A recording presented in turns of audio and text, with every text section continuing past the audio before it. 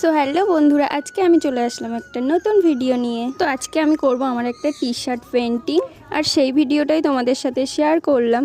আর এর জন্য যে যে উপকরণগুলো লাগবে আমার, সেগুলো আমি নিয়ে নিয়েছি। আর টি শার্টটা তো তোমরা দেখতেই পাচ্ছ, একদম প্লেন, কোনো ডিজাইন নেই।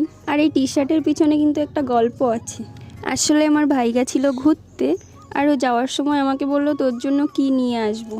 আর ভাই যদি এরকমভাবে বলে তো সেই সুযোগটা তো মিস করা যায় না। তাই আমি ওকে বলেছিলাম ঠিক আছে, তুই তাহলে আসার সময় আমার জন্য একটা টি শার্ট নিয়ে আসবি। আর ও কেমন টি শার্ট এনেছে আমার জন্য সেটা তো তোমাদের প্রথমেই দেখালাম। হোয়াইট কালারটা ঠিক আছে, কারণ হোয়াইট কালার আমার খুব খুব পছন্দের। আমার খুবই ভালো লাগে হোয়াইট কালারের যে কোনো জিনিস। আর আমার ভাই সেটা জানে, ওই জন্য হোয়াইট কালারই এনেছে। কিন্তু তাই বলে একেবারে প্লেন, কোনো ডিজাইন নেই, এটা দেখে আমার অতটাও পছন্দ হয়নি। কিন্তু তাই বলে আমি ভাইকে কিছু বলিনি, কারণ যদি বলি যে এই জিনিসটা আমার পছন্দ হয়নি তো পরে আর এনেই দেবে না।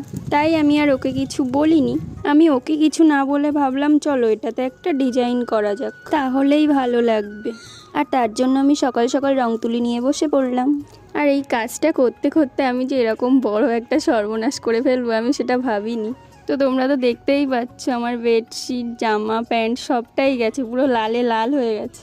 আর এ তো উঠবেও না, সেটা আমি ভালোভাবেই জানি। কিন্তু তাও আমি সব কাজ ফেলে এগুলোকে নিয়ে চলে গেলাম এগুলো পরিষ্কার করতে।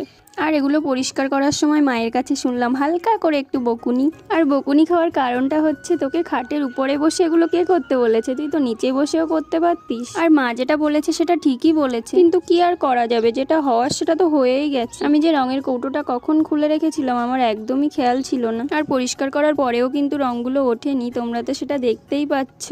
আর ওটাও কিন্তু ছিল একটা হোয়াইট কালারের টি শার্ট, আর ওটাও আমার হাতেই করা ছিল। আর তার উপরে পড়েছে লাল রং। আর একটা টি শার্ট সুন্দর করতে গিয়ে আর একটা টি শার্ট শেষ হয়ে গেল আমার। তো তারপর এটা কমপ্লিট করার পরে আমি এতে করে নেব কিছু পুঁথির কাজ, আর তার জন্য কিছু পুঁথিও আমি নিয়ে নিয়েছি। আর এটা হচ্ছে আমার টি শার্টের ফাইনাল লুক। তো তোমাদের কেমন লাগলো অবশ্যই কিন্তু জানিও, আর ভালো লাগলে লাইক করে দিও।